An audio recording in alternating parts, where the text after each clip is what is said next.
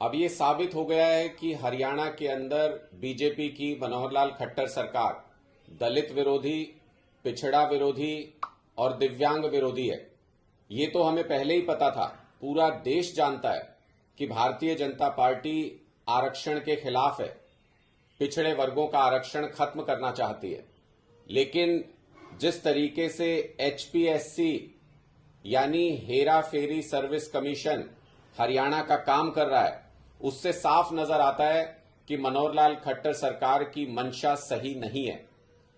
अभी जिन 61 पदों के लिए एचसीएस को सेलेक्ट किया गया एचपीएससी के द्वारा, उनमें पिछड़े वर्ग के साथ और एससी वर्ग के साथ जबरदस्त भेदभाव और अत्याचार किया गया है। कुल मिलाकर 61 चयनित अभ्यर्थी हैं, जिनमें से 18 सीटें ऐसी थी जहां पर एससी उम्मीदवार का चयन होना चाहिए था, लेकिन सिर्फ 6 भरी गई हैं। 12 एससी उम्मीदवारों की सीटें पद खाली रह गए हैं। बीसी की कुल 10 सीटें थी, इनमें से केवल 3 भरी गई हैं। 7 पद खाली रख लिए गए हैं। इसके अलावा अगर आप देखें तो बीसी ए और बीसी बी को अगर अलग अलग करके देखें तो बीसी बी की 5 सीटें थी, इनमें से केवल 1 भरी गई है। 4 पद खाली रख लिए गए हैं। और दिव्यांग श्रेणी में कुल 4 सीटें थी, चारों की चारों सीटें खाली रख ली गई हैं।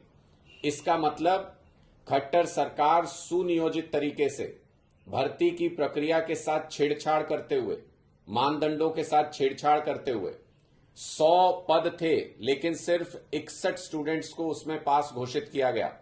इसका मतलब बहुत अच्छे तरीके से पूरे रिजल्ट को देखभाल करके इस तरीके से रिजल्ट जारी किया गया ताकि एससी उम्मीदवार, बीसी उम्मीदवार, बीसी ए, बीसी बी और दिव्यांग उम्मीदवार कम से कम संख्या में सेलेक्ट हों। इन पदों को खाली रख लिया गया, यानी जो एचसीएस की सर्विसेज हैं उनमें एससी और बीसी अभ्यर्थी जितनी संख्या में पहुंचने चाहिए थे, जितनी उनकी भागीदारी होनी चाहिए थी, उतनी भागीदारी नहीं हो रही है। इसलिए जब देश में जातीय जनगणना की बात होती है तो सिर्फ और सिर्फ भारतीय जनता पार्टी उसके खिलाफ खड़ी नजर आती है। भारतीय जनता पार्टी उसका विरोध करती है। हरियाणा में तो मनोहर लाल खट्टर जी खुल के ये कह चुके हैं कि हरियाणा में जातीय जनगणना नहीं कराएंगे। क्या मनोहर लाल खट्टर जी, आपके मन में किसी तरीके की गलत भावना है एससी वर्ग के प्रति, ओबीसी वर्ग के प्रति, दिव्यांगों के प्रति, कि आप जातीय जनगणना में इनकी जनगणना नहीं कराना चाहते? और जहां एचसीएस के लिए पद भरे जा रहे हैं वहां पर इस तरह का भेदभाव देखने को मिलता है। इससे कम से कम हरियाणा के लोगों के सामने खट्टर साहब, आपका दोगला चेहरा जरूर सामने आ गया है।